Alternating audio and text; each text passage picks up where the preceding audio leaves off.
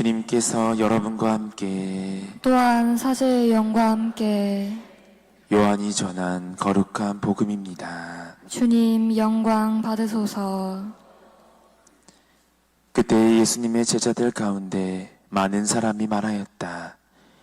이 말씀은 듣기가 너무 거북하다. 누가 듣고 있을 수 있겠는가? 예수님께서는 제자들이 당신의 말씀을 두고 투덜거리는 것을 속으로 하시고 그들에게 이르셨다. 이 말이 너희 귀에 거슬리느냐? 사람의 아들이 전에 있던 곳으로 올라가는 것을 보게 되면 어떻게 하겠느냐? 영은 생명을 준다. 그러나 유구남은 쓸모가 없다. 내가 너희에게 한 말은 영이며 생명이다. 그러나 너희 가운데에는 믿지 않는 자들이 있다. 사실 예수님께서는 믿지 않는 자들이 누구이며 또 당신을 팔아넘길 자가 누구인지 처음부터 알고 계셨던 것이다. 이어서 또 말씀하셨다. 그렇기 때문에 아버지께서 허락하지 않으시면 아무도 나에게 올 수 없다고 너희에게 말한 것이다. 이 일이 일어난 뒤로 제자들 가운데에서 많은 사람이 되돌아가고 더 이상 예수님과 함께 다니지 않았다. 그래서 예수님께서 12제자에게 너희도 떠나가고 싶으냐 하고 물으셨다. 그러자 시몬 베드로가 예수님께 대답하였다. 주님, 저희가 누구에게 가겠습니까? 주님께는 영원한 생명의 말씀이 있습니다. 스승님께서 하느님의 거룩하신 분이라고 저희는 믿어왔고 또 그렇게 알고 있습니다. 주님의 말씀입니다. 그리스도님 찬미합니다. 모두 자리에 앉으십시오. 찬미 예수님, 네, 한 주간도 잘 지내셨나요? 네, 이제 어느덧 8월 마무리를 하는 시기가 다가왔어요. 무더웠던 날씨도 밤이 되면은 조금은 선선해지는 것 같다는 느낌이 듭니다. 날씨가 변화되는 만큼 우리 각자의 위치에서 또 우리의 각자의 그 역할에 맞게 조금씩 변화되는 또 여러분이 되었으면 좋겠습니다. 오늘 강론을 시작하면서 한 노래를 들려드리려고 하는데 이 노래를 아마 우리 친구들은 다들 알 거예요. 근데 아침에 신부님 노래 부르는 게 어려워요. 그래서 항상 중고등부 미사 대용강송부터 항상 부담이 되는데 강론 때도 부를 수가 없을 것 같아요. 한번 가사를 들려드릴까요? 아니면 그 짤막한 그저 노래를 틀어드릴까요? 네, 어떻게 할까요? 불러달라고요? 네, 이거는 전혀 생각하지 못했는데 지금도 잠겨있죠? 그러면 한번 들어보세요. 네, 그 어떤 가사를 들으세요? 여자 노래라서 될 수 있을지 모르겠는데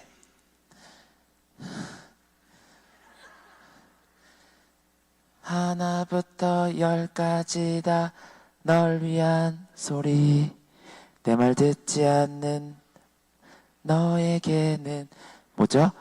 뻔한 잔소리. 네, 가사 들어주세요. 머리 아닌 가슴으로 하는 이야기 네가 싫다 해도 안 할 수 없는 이야기. 무슨 노래죠?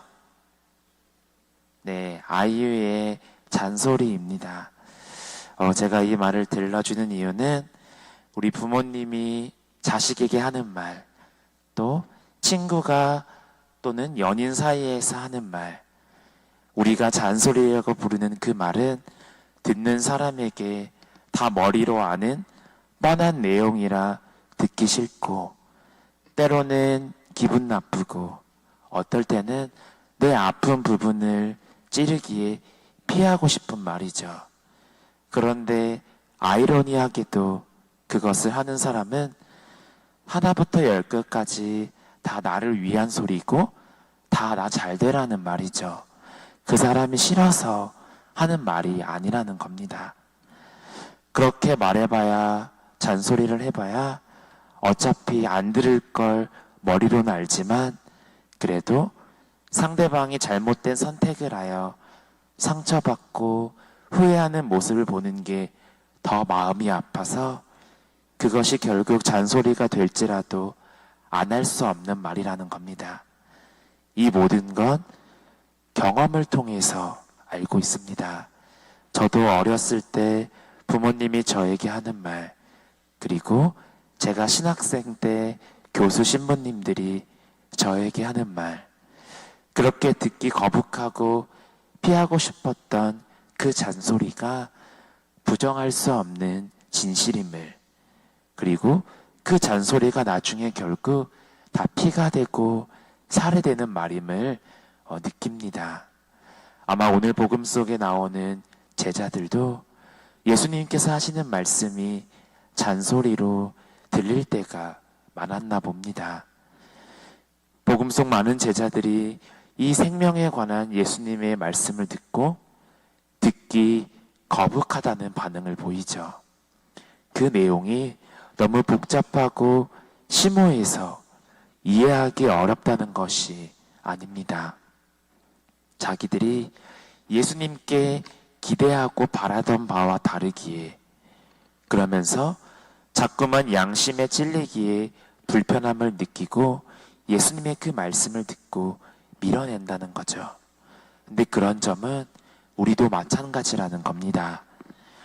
예수님의 그 모든 말씀이 우리에게 듣기 좋은 말씀, 달콤한 말씀이면 좋겠지만 예수님의 말씀을 읽고 묵상하다 보면 듣기 거북한 말씀도 있고 귀에 거슬리는 말씀도 있기 마련입니다.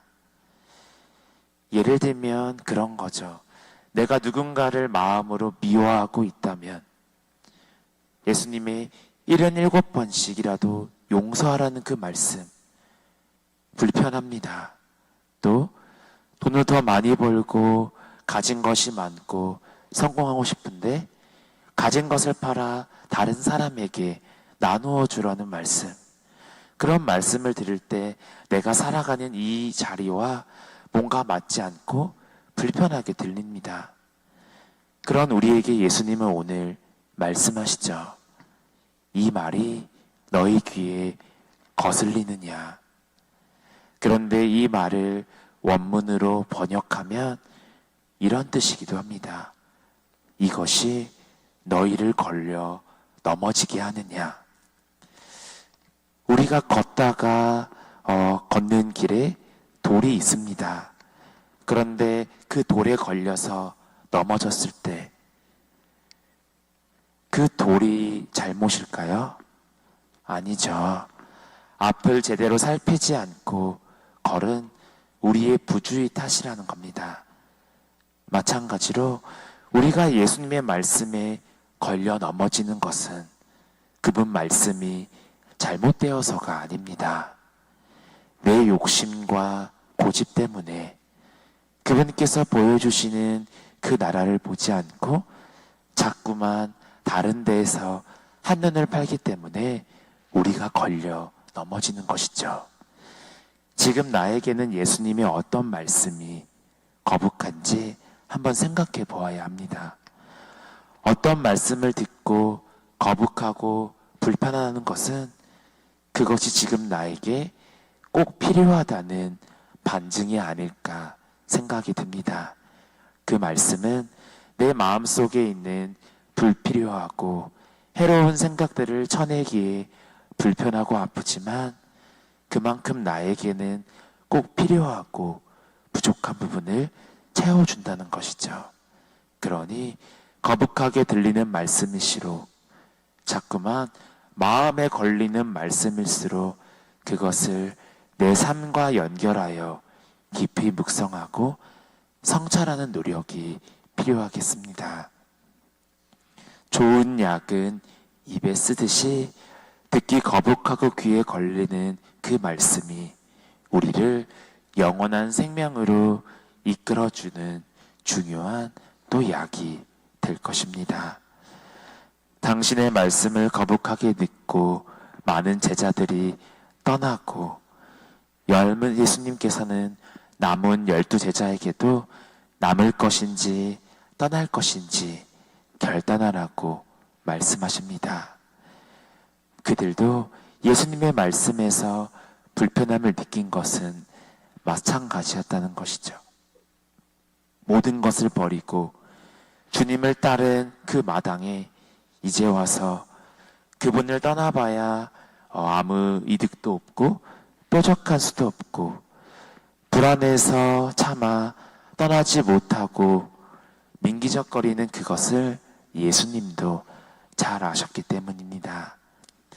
그런 모호한 태도로는 당신께서 걸으신 그 구원의 길을 끝까지 걸을 수 없기에 마음을 단단히 먹고 단호한 결단으로 당신을 따르라고 초대하시는 결단처럼 느껴집니다. 지금 제자들이 마음으로 양다리를 걸치고 있는 것들이 예수님을 버리고 그것을 택할 만큼 예수님과 함께 누릴 기쁨과 영광을 포기할 만큼 중요한 것인지를 한번 고민해 보라는 말씀이시죠. 그래서 오늘 베드로는 이렇게 대답합니다. 주님, 저희가 다 누구에게 가겠습니까? 주님께는 영원한 생명의 말씀이 있습니다. 바로 자신들이 추구해야 할 가장 소중한 가치는 오직 예수님한테 있다는 것을, 예수님이 아니면 발견할 수 없다는 것을 베드로는 말합니다. 형제 자매 여러분, 이 베드로의 말처럼 우리가 온전히 투신할 수 있도록 예수님이 가르쳐 주신 그 가르침 말고 다른 것에 한눈을 파지려고 않으려는 그것을 우리는 따라야 합니다. 예수님만 믿고 따르기로 결단을 내리는 것처럼 우리는 그의 결단을 본받아야겠습니다. 그런데 그 결단과 믿음이 보장된 미래에 의지하는 것이 아니라 불확실한 지금 내 상황 속에서도 내가 소중하게 여기는 가치를 위해 기꺼이 그 위험과 어려움, 그 고통과 불편함 속으로 뛰어드는 일입니다. 바로 우리는 그 상황 안에서 나와 함께 걸어주시는 주님께서 이끌어 주시려는 그 믿음을 걸어가지는 것이 우리 신앙이라는 겁니다. 분명 우리 각자가 살아가는 환경이 다르겠지만 주님께서 함께 해주시라는 그 믿음을 가지고 이번 한 주간도 나에게 잔소리처럼 들릴지라도 다 우리 잘 되라는 예수님의 그 말씀을 생각하면서 이번 한 주도 묵묵히 걸어나가는 여러분이 되었으면 좋겠습니다. 아멘.